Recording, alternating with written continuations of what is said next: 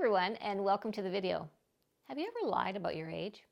Or maybe just kind of avoided telling the truth? I always loved my mother-in-law used to say when people asked her how old she was, she would say, "I'm as old as my tongue and a little older than my teeth." So what is it about us wanting to lie about our age? Is it we're worried that people, because they think we're older, that they're going to perceive us as being different than what we are? Or maybe it's our own perception of what we're supposed to be like in each age. In today's video, I want to throw all of that out the window and stop worrying about getting older. I'm 62 now, and I'm quite happy to shout that from the rooftops. Shockingly, or maybe not, my most challenging birthday was turning 30. And when I think about that, I think that is crazy because 30 is so young. Why? That I must have been out of my mind. But the science says different. Let's go find out about that.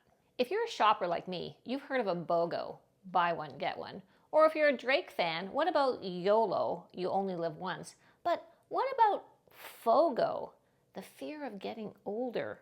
Well, let's take a look at this graph by Forbes Health and take a look at those statistics. On this side, we can see that the really young 18 to 25-year-olds actually fear aging the most of our entire demographic. They're fearing aging by 56% of the 18 to 25-year-olds. And yet, at the other end of our spectrum, the over 77-year-olds, there are only 21% of them that are fearing aging. What do they know that they don't know? You can notice then, going across our graph, that incrementally, as we age, our fear of aging declines with every age group. Let's move along to my next graph. And I love this graph. And this is prolific, this graph.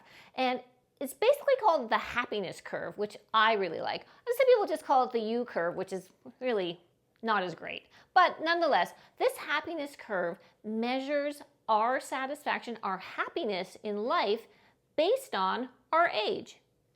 On the vertical axis is our satisfaction, our happiness, as answered by a large variety of questions. Along the horizontal axis, that is our age. And we can see a very distinct outcome of these questions. It might make perfect sense to you that at our youngest, like 18, we're pretty bloody happy, aren't we?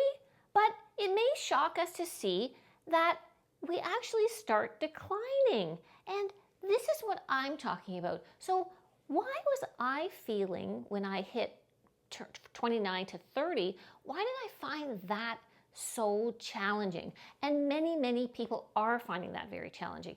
Life is not so easy right then. We have a lot of pressure on ourselves. Where are we in our life? We're comparing ourselves against our friends. Our careers are not on path. Maybe our families are not on path. Maybe our relationships are not solidified. We're just thinking about getting married, or we are getting married. For me, I was turning 30. Was I in my life where I expected to be? That's a lot of pressure, and that's a lot of stress, and our happiness is really impacted by that. So during those next years, 30, into our 40s, and then down to our about 50, early 50s, we have a lot of pressure in our life. And our kids, as much as we love our kids, let's face it, there's a lot of pressure there. And financial, we have things pulling us in all directions. But after about age 55, look at how the curve starts to rise again. And you know what? Life is getting good. And why is that? According to research at Harvard, the #1 predictor of happiness is our relationships and our close relationships with those around us. By the time we are through that really stressful time, and that's not to say that we're not happy, it's just comparatively and all of the other impacts that are on our life. And that is something that we have been building and working on throughout our lifetime. And these become staples in our life that really engage us and keep us happy, contented, and a part of something. We all know at this point how important socialization is. That is really a predictor of your health, your happiness, your mental well-being, of so many different things. From our 50s through our 70s and beyond, most of us are past that social competition, and we're more into social interaction and socializing for the benefits of socializing, not worrying about keeping up with the Joneses, getting what they have, and all of that accumulation of things that we really finally realize really don't mean too much. As we're moving through life and we're enjoying the smaller things and enjoying love and family, we've also learned gratitude. We're so much more thankful for what we have. And do you know that older adults actually suffer from depression significantly less than younger adults? And really, when we look at these graphs, that does make a lot of sense. Let's take a look at another graph by Ford's Health. This one talks about what we're doing in order to stay healthy and to stay active, because really, aging is a privilege. Strength is a choice. And by the looks of this graph, we are all making a lot of really great choices. 49% of us are engaging in mental stimulation to try to keep our brain active.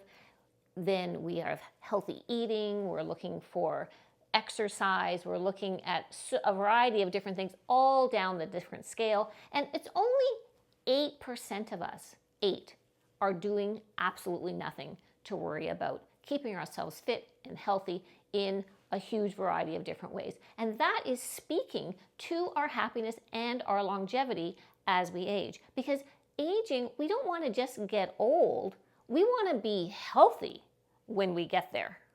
So how about a couple of fun facts about seniors?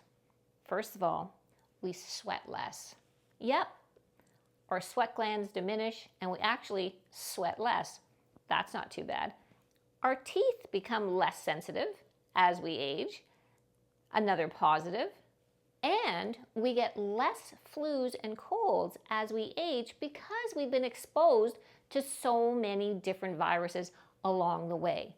One thing that a lot of us get concerned about is cognitive decline. But according to the Center for Aging, there's actually some positive cognitive aspects to aging, and one of those is our ability to reason and look at things wholly because of our previous experience. Sometimes we're able to learn new tasks more easily than younger people because we can draw on previous knowledge and implement some of those aspects into the new task. Medically speaking, things are on a positive front as well. Cancer survival rates have really jumped from a low of about 49% in the 70s to 68% now. If you've ever thought that it's too late to try something, give your head a shake. It is never too late. Okay, yours truly, I started a YouTube channel when I turned 60. I wouldn't have even thought to start that when I was 40. I didn't have the time. I just didn't have the whatever it was that I needed to be able to do this. But there are so many success stories of people that have started things as seniors. What about Colonel Saunders? He started his Kentucky Fried Chicken when he was 65. And 9 years later, he sold his business with 600 franchises for millions and millions of dollars. What about Grandma Moses? Do you know that she didn't start painting until she was 78? How about Morgan Freeman, the famous actor? He didn't even start acting until he was in his 50s. Let me just tell you, there are so many examples of these incredible people that we need to take inspiration from. Let me tell you about a few more. Yuichiro Miura climbed Mount Everest at age 80. Harriet Thompson, a cancer survivor, ran her first marathon at age 76 and at 91 completed her 15th. The oldest Ironman competitor ever is an 87-year-old nun, Sister Madonna Bruden. Rosemary Smith was driving an F1 car at 79 years old. You've heard of a thesaurus? Well, Peter Roget didn't invent the thesaurus until he was 73. Nola Och from Kansas completed her undergraduate degree at 95, and earned her master's at 98. So what do I hope that you've gathered from today's video? I hope you've gathered that it's not too late. There is so much to look forward to. Be creative, get out there, make connections, start something that maybe you were terrified of starting. You know, the best is yet to come. We don't stop playing because we grow old. We grow old because we stop playing. Tell me down in the comments what you've been putting off starting to do, but now you're going to start. I hope that you've really enjoyed this video. Thank you so much for being here with me today and growing old with me and having a whole lot of fun. And I'm going to look forward to seeing you in the next one.